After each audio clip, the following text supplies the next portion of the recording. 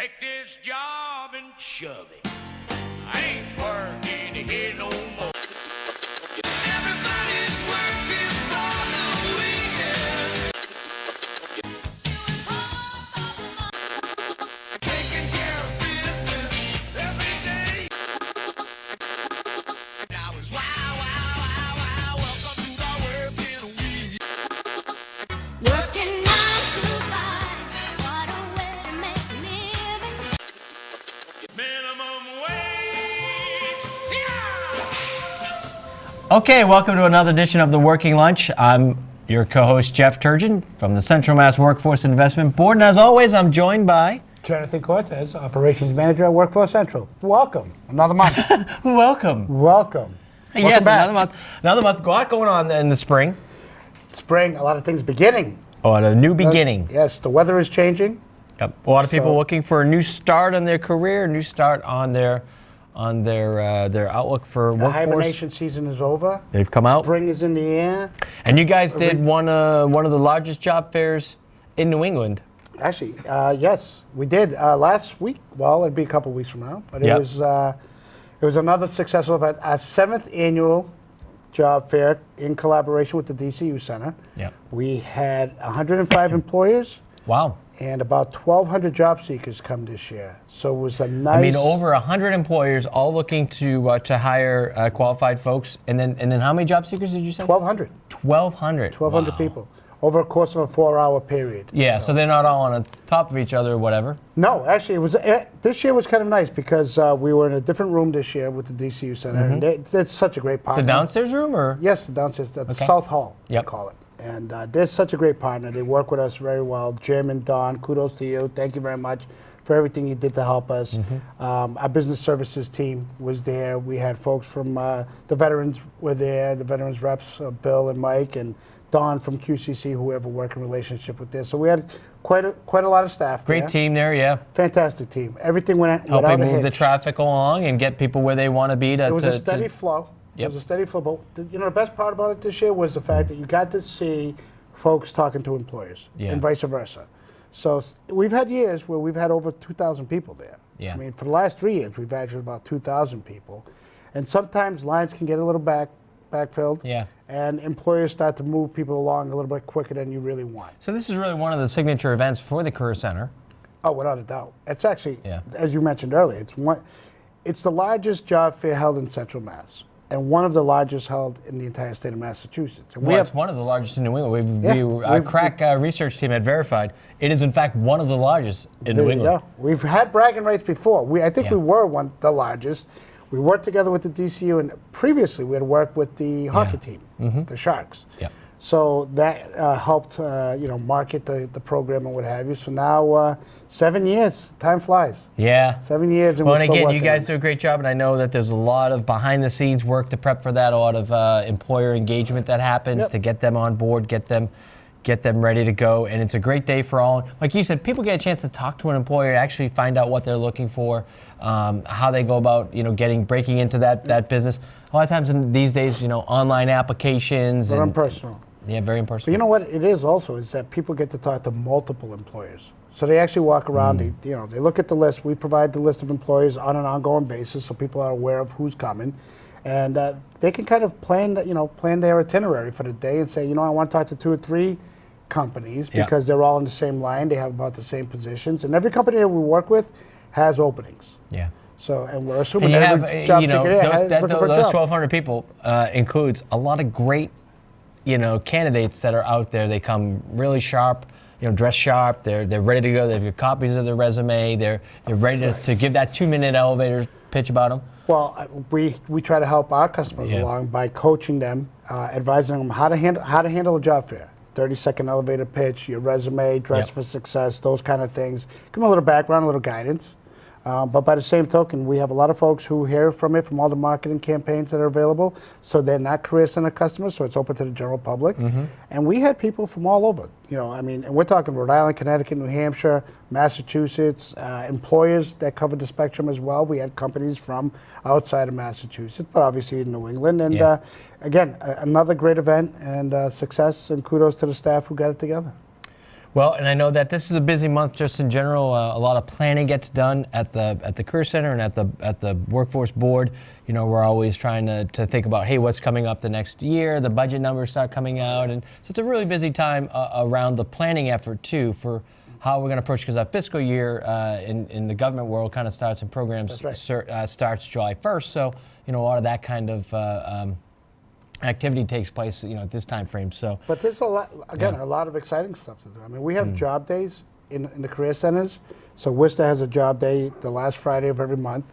Southbridge has it like the first Friday of every month, where we have maybe 10, employers come down for that as 10 well. or 15 employers are at each respective office, and we have 100 to 200 people come in on those Fridays for a couple hours. Great. And we have the Uncommon Job Fair coming up. We're talking about changing weather and what have you. And we'll do that out on the Common behind City Hall. Yep. So that's another activity that we're looking forward to. So we'll just keep going. Yeah. Keep going. I hear you. Well, speaking about, you know, keep going. We have we are segueing in. We have a guest joining us. We do.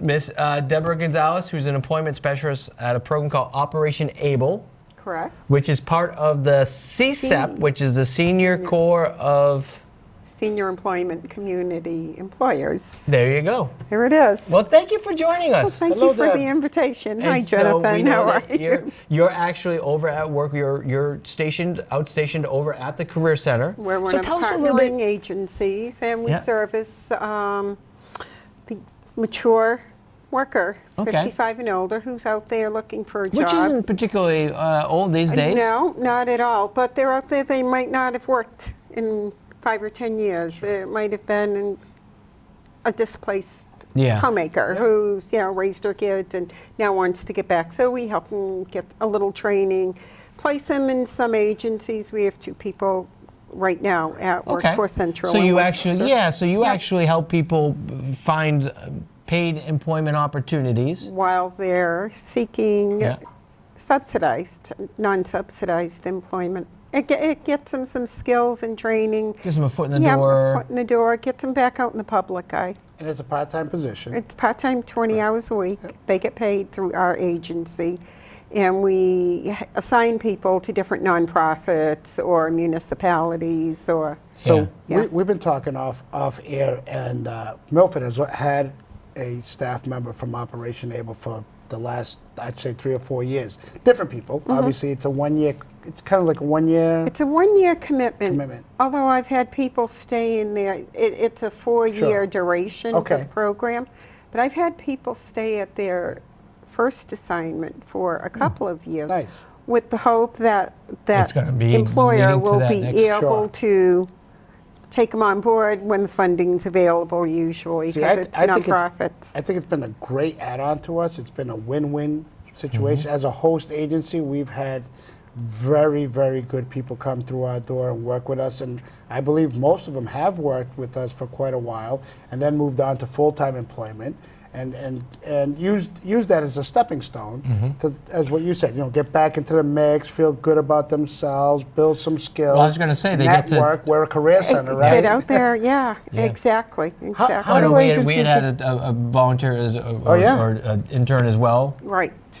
From Operation ABLE that came and worked, and it was a great chance for him to develop some new skills. Yeah, you know, absolutely. To maybe use some new technology that he hadn't used before, and that's what he can show to the next potential employer, right? Like, oh, I know how to use this, I know how to use that. I've got recent relevant experience that I can put to your project. So, and we had a great linkage. He's now working over at Worcester State College. And doing a lot of good stuff with their entrepreneurial Yeah, he got program. transferred from the web to Worcester State, and they hired him outright. Another success story. Another success. Because as a byproduct of our conversation, and we have an audience that includes employers, how does an employer take advantage of such a program?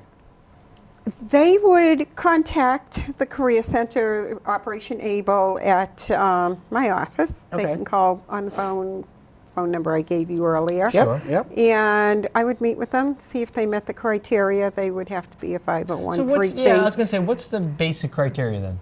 They would more or less have to be a not-for-profit. Okay. Yeah. So municipal or not-for-profit. Right. And then we take it from there. We get their application in, send it through our Boston office, get that going. And as soon as they're approved, then we can start the paperwork to get somebody assigned to them Okay. for whatever position they may have open. So if a company is interested, they can certainly call Workforce Central in Worcester, Right. direct their call to you at Operation Able, Deb Right. Gonzalez. Yeah. And then you have a conversation about the requirements and the eligibility and all of those Right. stuff. You And explain then the I'd go up program. and meet with them Fantastic. and, look around, see if it's somewhere that I would really want to place somebody. So to all the nonprofits or municipality offices, an I would opportunity, be maybe. a testimonial to say, please contact Deb. It's a great program and you get some great people. I mean, it's fantastic. Now, what about on the participant side? Obviously, if they come through the Career Center, they hear about your program. They have an opportunity to maybe talk with you. And I should mention, too, that the program that you're funded through, again, I call it CSEP, but I'm Yes, sure... CSEP, Yeah. that's what we are. They also you have a sister agency that also provides services, Catholic Charities. Catholic Charities, Here in the city as well. So we're lucky enough in our community to have two providers, to have two partners on Yes. this. But from a participant side, how does that work? How do they get involved? They would make an initial appointment with me, and I would talk to them to see if they met the criteria for the program. There are income guidelines. There are, number in the family. What are your skills? We do a query check just to make sure. Yeah, just to make sure. Because whoever we would assign them to, they in turn will do a query check as well. And you want to make sure they're eligible and all that. Right. For So that after fit. we determine that it looks like they could be eligible, then we sit down and do a whole big intake, and Yeah. then they get assigned, hopefully, quickly. So I mean, and- but some of the basic parameters around eligibility are they need to be looking for Income, work. looking for work. So low, so not Age. having a steady income at that time. Right. If they had worked Right. 6 months ago, is there like a If time it was that 6 months ago, if somebody had just Yeah. got laid off from work, since we look at their income for the last 6 months, it's probably going to knock them right out of the income range. And typically speaking, it sounds like you may be working with those folks that do need a bit of maybe skill boosting, or Yes. maybe have really kind of maybe struggled in Yes. the past 6 months with getting their on their own, especially with the technology we had mentioned where everything's online these days. So, but basically, hey, someone comes in, they haven't really worked in the past few months, they've been looking. They're probably a good candidate and they're over 55. Yes, age is the main, it's got to be 55 and older. But I have placed people that are 73, 74 Wow. in positions. Yeah. So geography, does that play a factor? Worcester County is what we cover. So We Worcester have County. several offices throughout Massachusetts. We have regional enrollment, we Yep. have state enrollments. Throughout Massachusetts, it's pretty much, and we've just gone up to New Hampshire as Oh, well. wow. Oh, Yeah. we're crossing the borders. Yes. We're going north. Yes. we're So going again, as a north, yeah. CSEP partner, there's other agencies that also do some of this work in other communities. Yes. And again, that was the Senior Employment Community employment Senior program. Community Employment Program. Yes. CSEP. There you go. Yep. And correct me if I'm wrong, but when you're the staff that you hire and place in a host agency, you not only are they working at the host agency and building a relationship there and networking, what have you, but you also work with that your employee Right. with like a career plan. Yes. How you doing? What skills have you learned while there? Because I know that in previous conversations with the folks that have been in my office, they would take part in workshops. Yep. Take part in some of the resources that we had there as a standard. part to of take the advantage of it. training, yeah. Part of the training. Right. So that not only were they doing a job for, say, the 20 hours, but they were also invited and recommended and kind of tracked with you guys. Yes. Like, what else have you done? We meet at least every 3 There you months go. with each client. Which is great because I think, again, from your question in terms of the job seeker side of it, if you're out there and you're interested in this program, there's a lot of benefits to it. Not only is it a part-time job, but it's also coaching from your part, counseling and support from your aspect in terms of, here's a career action plan, these are some of the things that we think will meet your goals and objectives so that you do find that full-time job sooner rather than later. And I think that's a great byproduct of your relationship with them. It's an amazing resource for folks that come in. Yeah, I mean, to be able to have a program like that, again, to get their foot in the door, learn new skills. What's the biggest thing that folks tend to want to learn on a job placement site? Is it tech? I would imagine A it's lot technology. of people Maybe that's is my technology, yeah. but sometimes as people get older, they don't want to mess with the computer. They want Yeah. to have nothing to do with Word or Microsoft. Lots of people want to be a receptionist or help other people. Just be there to be helpful and share their knowledge that they already have. Yeah, that makes sense. Yeah, and I mean, and they have backgrounds that talk about experience and. I've had people come through who are doctors. Yeah. They've moved from another country here, and their doctor degree does not work here. I just had a call from Florida prior to 3 staff ago. This young lady, Claudette, who worked with us for about 6 to 8 months under the program, moved to Florida. She said, "You know what? I'm going to try the job market down there." And just a little while ago, called me to see if I would serve as a reference. The company in Florida called. I served as a reference, and she got a job as a dispatcher at a gated community kind of thing. Oh, beautiful. So we're still in contact. And we build great relationships because you're really working with people on a one-to-one. And CSEP is a national program. Yeah. It goes straight across the country. So if somebody started in Worcester and moved to Florida, they she could could actually find maybe out transfer. Or something, transfer. Well, you know but what? this sounds like just a straight up. She was very, she's very proactive, very engaged. Maintained the communication. Every now and then would touch base, so it wasn't like out of the blue calls you and says, "Hey, can you?" And here it was. So another success story under your program. So I can't tout it enough. There's also an opportunity sometime for us to provide training or pay them while they're taking a training program. Oh wow, an actual training. Yeah. Oh, really? We had one person who came into the program, female veteran. She got placed up at one of our nonprofits, and she decided she wanted to go back to work in a cafeteria, and they said, "We don't want to lose you." Yeah. They contacted me, the agency contacted me. I contacted her vet rep. They paid for her to go to school. We paid her while she was working. Wow. Yeah. They hired her the day she graduated. Wow. It was awesome. Great. So again, we're speaking with Deb Gonzalez, the employment specialist for Operation ABLE, which is a senior community employment program partner. Yes.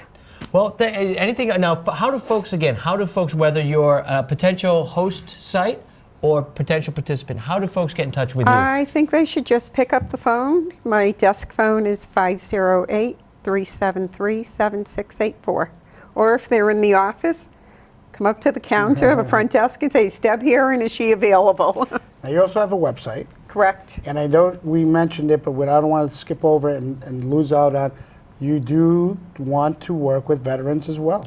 Always. I know we mentioned it, but it wasn't. Just want to make sure the people out there understand We that. do a lot of work with veterans. We work a lot with veterans that may be in a shelter right now. Oh, absolutely. They start working for where they're living, and from there gain more experience.